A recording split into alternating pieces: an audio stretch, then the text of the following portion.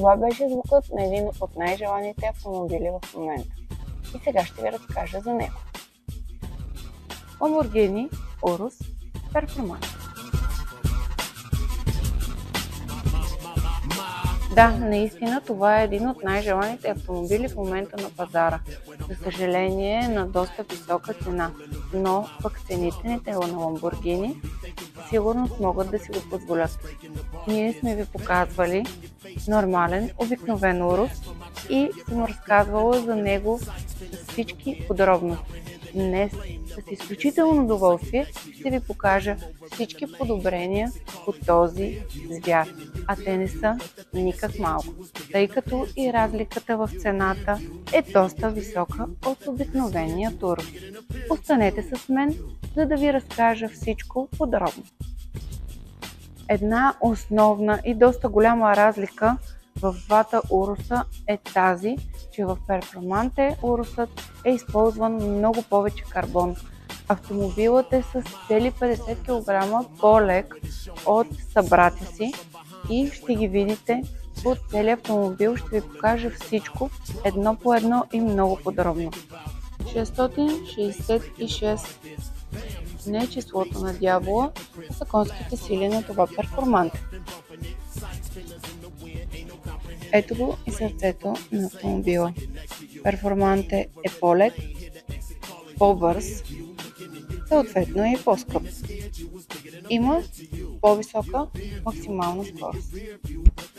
Това е само за ценители. 2.8, 4 литра, познатия добре Twin Turbo двигател. Литерът на предната броня е изцяло карбонов, както и тези карбонови елементи на бронята отпред. Тези пък са оцветени в цветът на колата. И сега да вдигнем поглед малко по-нагоре. Основна разлика при Performante са карбоновите въздуховоди. Те спомагат за по-бързото охлаждане на двигателя. Имаме Performante надпис на праговете и доста карбон по задната част на автомобила. Елате по-близо, за да видите кои са точно. Имаме този спойлер, който е много характерен за Performante. Още карбон и още много карбон. Задната броня е доста променена. Тя дава една изключителна визия на Performante. Цялата е от карбон, много олекотена и също така аеродинамиката ѝ е доста променена. И да не се чудите защо звукът ти е толкова силен, генерацията е Акрапович. Хем си в Urus, хем не си. Да, усеща се страхотно луксозно. Много е различна отвътре колата. Ще ви разкажа защо.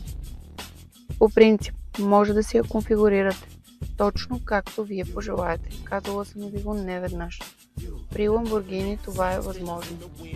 Цветът, шевовете, кожата, карбона, всичко избирате вие. Всичко зависи от това какъв е вашият бюджет за този автомобил.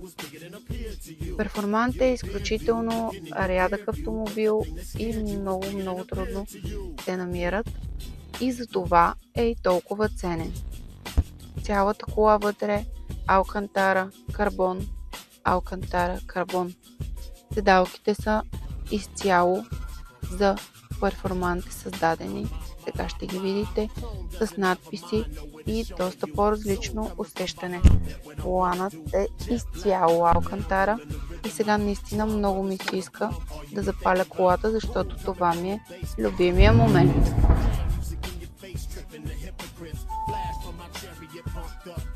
Волана е изцяло тапициран с алкантара и може да видите жълтия шеф в абсолютно целия интериор, съчетане с жълтите колани на това ламбо. Много са красиви. Имаме карбон и по вътрешната част на вратите, както и отзад, който ще ви покажа след малко. Тази конзола е същата, почти същата като при нормалния Турус. Тук са бутоните за смяна на режимите, смяната на окачването и най-емблематичният бутон, старт-стоп бутонът за Lamborghini е точно тук, дано никога не го сменя. В принцип не обичам да съм в ролята на пътник отзад, но доста често ми се налага.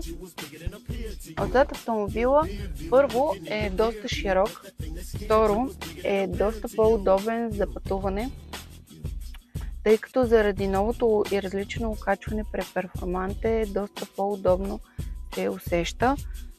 Виждаме жълтия шев на седалките и по вратите. Карбона също присъства изцяло и в задната част на автомобила.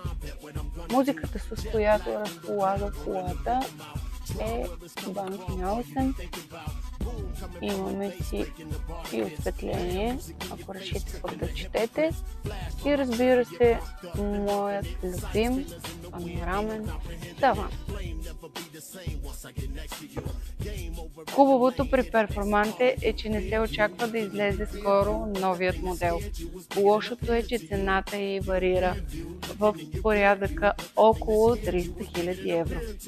Ако видеята ви допадат и са ви интересни, може да се сабскрайбнете за YouTube каналът ми, защото само единствено там може да гледате подробните видеа за автомобилите. Във всички други социални мрежи ви очаквам да се забавляваме заедно. Дайте един лайк, ако всичко ви харесва, и до скоро от мен!